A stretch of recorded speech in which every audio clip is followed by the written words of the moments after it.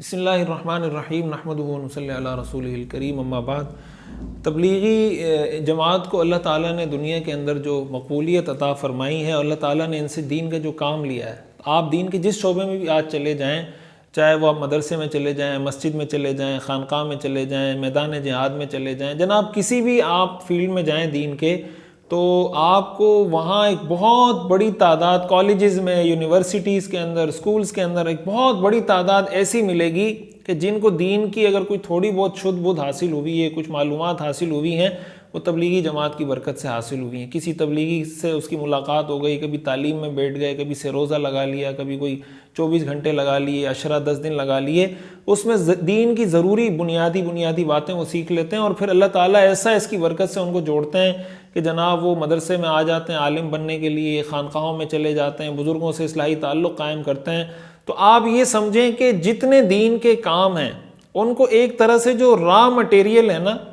वो सारा तबलीगी जमात फ़राहम कर रही है। मदरसों को भी रॉ मटेरियल तबलीगी जमात से मिल रहा है, खानकाहों को भी मिल रहा है, मस्जिदों को भी मिल रहा है, बाज़ारों में भी जो दीन की बात करने वाले हैं या अपने काम को शरीयत के मुताबिक करने वाले हैं, तो हर जगह अल्हम्दुलिल्लाह और पूरी दुनिया में आपको इसके असरात महसूस होंगे।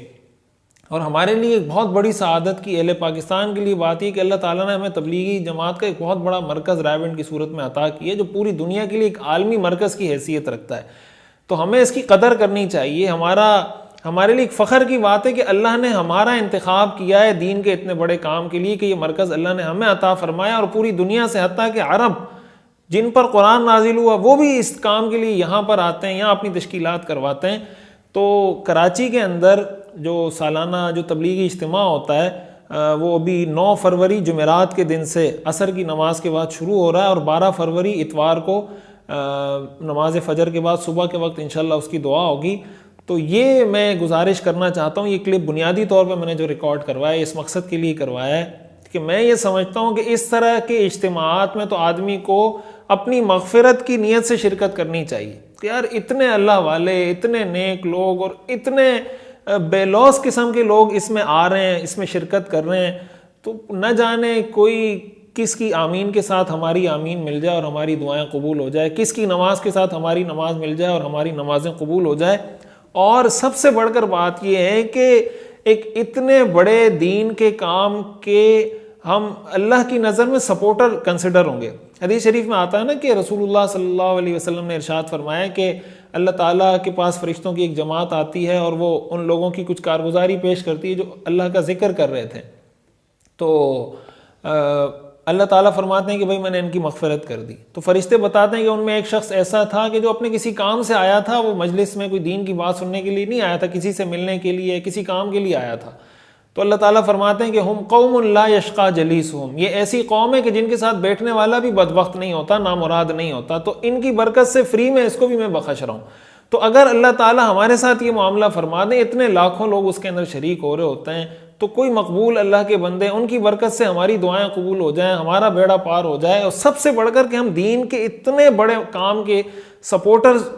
की हैसियत से हम अल्लाह को पेश करें कि अल्लाह हम भी इस काम को सपोर्ट करते हैं। हदीस में आता है ना, मन कस्सरा सवाद कौमिन फहुव मिनहुम, जिसने जिस कौम की तादाद को बढ़ाया वो उन्हीं में से। मन तशब्बह बिकौमिन फहुव मिनहुम, जिसने जिस कौम की मुशाबहत इख्तियार की वो उन्हीं में से।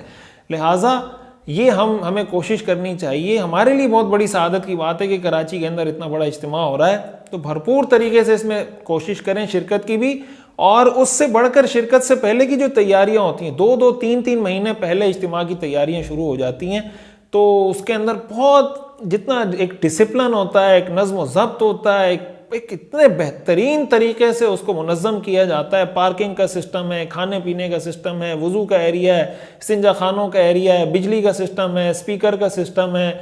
जो आप उसके अंदर देखें माशाल्लाह इतना शानदार। तो आप कोशिश ये करें कि उसमें खिदमत के लिए जाएँ। वहाँ मुख्तलिफ काम हो रहे होते हैं, कोई इलेक्ट्रीशियन है वो भी काम कर सकता है, कोई प्लम्बर है वो भी काम कर सकता है, जो मजदूर है वो भी कर सकता है, कोई पैसा लगाना चाहे वो भी लगा सकता है। कोशिश करें कि अपने लिए एक सदका जारिया बना लें, उसमें जिस तरीके से शरीक हो सकते हैं ज़रूर शरीक होने की कोशिश करें। अल्लाह ताला इस इज्तिमा को कामयाब फरमाए, इसकी बरक़ात, इसके समरात हमें पूरी उम्मत को नसीब फरमाए। अल्लाह ताला इस इज्तिमा को पूरी उम्मत के लिए हिदायत का ज़रिया बनाए। व आखिरु दावाना अनिल हम्दुलिल्लाहि रब्बिल आलमीन।